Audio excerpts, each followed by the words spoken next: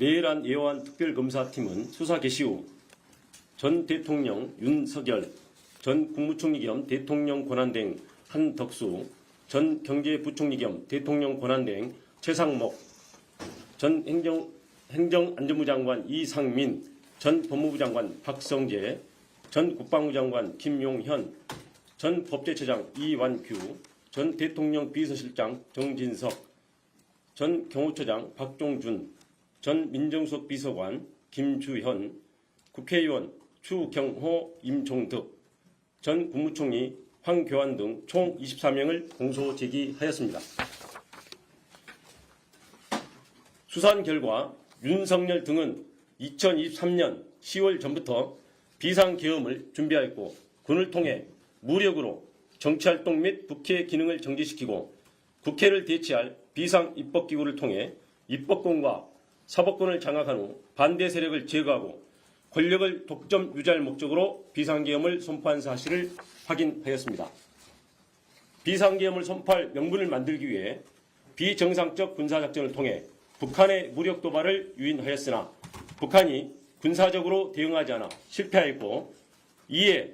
윤석열, 김용현, 노상원, 여인영 등은 국회에서 이루어지는 정치활동을 내란을 획책하는 반국가 행위, 반국가 세력으로 몰아 비상계엄을 선포하였습니다. 우리는 역사적 경험을 통해 권력을 가진 자의 충리 쿠데타는 내세웠던 명분은 허울뿐이고 목적은 오로지 권력의 독점과 유죄성을 잘 알고 있습니다. 윤석열은 취임과 함께 대통령실을 용산 군기지 내 합동참모본부 청사 바로 옆 국방부 청사로 대통령 관저를 한남동으로 이전하였습니다.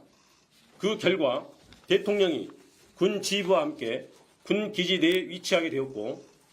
대통령과 경호처장 지척에 국방부 장관과 합참의장 공간 등 주요 군 지휘부의 공간이 이치함에 따라 대통령과 군이 밀착되는 여건이 조성되었습니다. 특검은 김용현과 수시로 만나면서 계엄을 준비한 전 정보사령관 노상원으로부터 입수한 수첩과 방첩사령관 여인영의 휴대폰 메모 등 객관적 물적 자료와 관련자들의 진술을 통해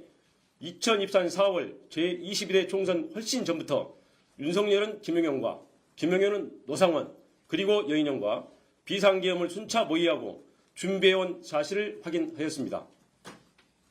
김용현과 노상원은 2023년 10월 군 인사를 앞두고 육군참모총장, 방첩사령관, 지상작전사령관 등 군 인사 방안과 비상계엄 시 진압군이 될 수 있는 구사단과 34단에 대하여 논의하였고 2023년 10월 이후 그들의 논의한 대로 육군참모총장 박안수, 방첩사령관 여인영, 구사단과 34단을 관할하는 지성작전사령관이 보임되었습니다. 윤석열과 김용현 등은 그 이후 비상계엄 시기를 총선 후로 확정한 후 총선 결과에 상관없이 비상계엄을 결행하되 그 방법을 어찌할 것인가 등을 논의하였고 2024년 3월경부터 안가와 관저 등에서 만찬 등을 통해 비상계엄에 동원할 방첩사령관 여인영, 수방사령관 이진우, 특전사령관 곽종건 등 군사령관들을 상대로 우호적이지 않게 전개되고 있는 정치 상황을 종북 좌파 등에 의한 국가적 이의 상황으로 인식하도록 유인하면서 군이 나서야 된다는 등 비상계엄 필요성에 대한 인식을 공유시키고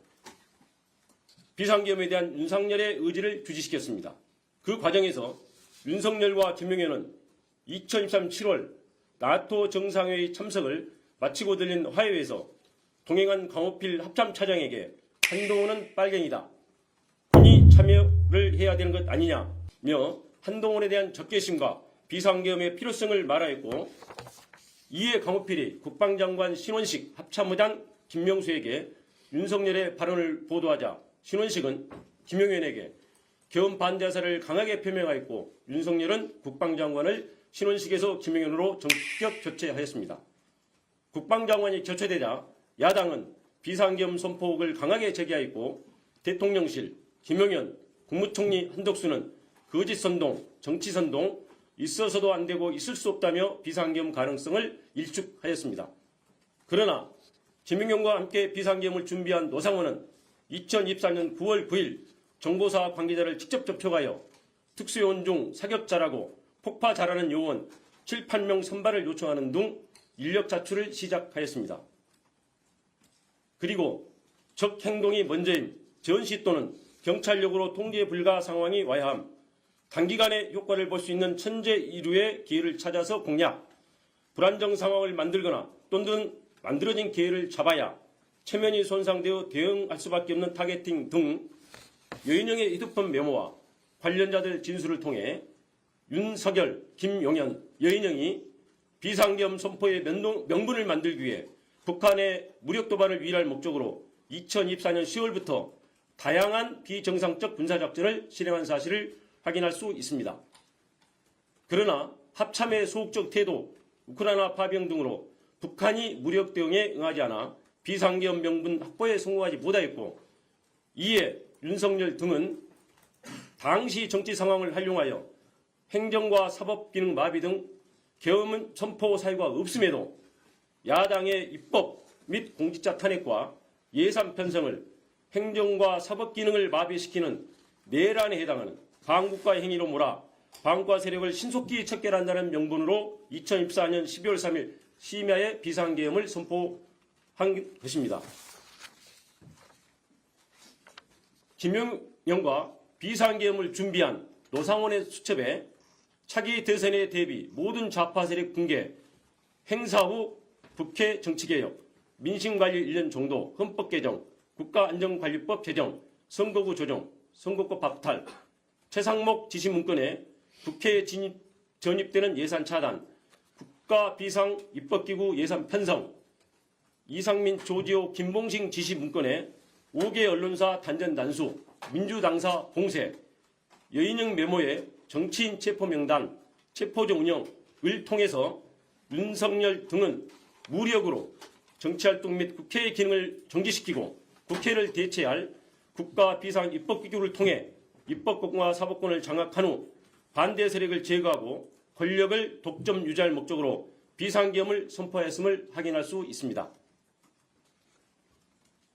검찰총장 재직 시 집권당과 대립하다가 검찰총장직에서 물러나 2021년 6월 29일 대통령 출마 선언을 하면서 집권당을 거대 의석을 가지고 자유와 법치를 부정하는 세력으로 규정한 윤석열은 2022년 11월 25일 국민의힘 지도부와 하는 만찬 자리에서 비상대권이 있다, 총살당하는 한이 있더라도 싹 쓸어버리겠다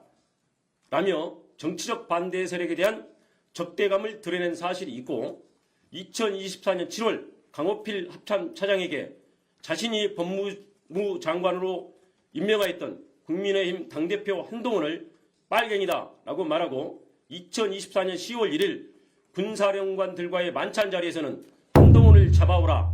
총으로 쏴 죽이겠다 라고 말하였으며 마음에 들지 않는 법관을 체포하려 하였습니다. 이러한 사실을 통해 윤석열이 신념에 따른 것이 아니라 자신을 거스르거나 반대하는 사람을 반국가 세력으로 몰아 비상계엄을 통해 제거하려 한 사실을 확인할 수 있습니다. 심지어 윤석열 등은 비상계엄과 국회 기능 정지의 명분을 만들기 위해 선관위에 무장 군인을 진입시키고 범죄 수사와 전혀 관련 없는 대북 작전을 수행하는 정보사 요원을 중심으로 수사단을 만들어 2024년 4월 총선 결과가 반대 세력에 의한 부정선거라고 조작하기 위해 그에 사용할 목적으로 사전에 야구방망이, 송곳, 망치 등 도기를 준비하기도 하였습니다. 우리 국민은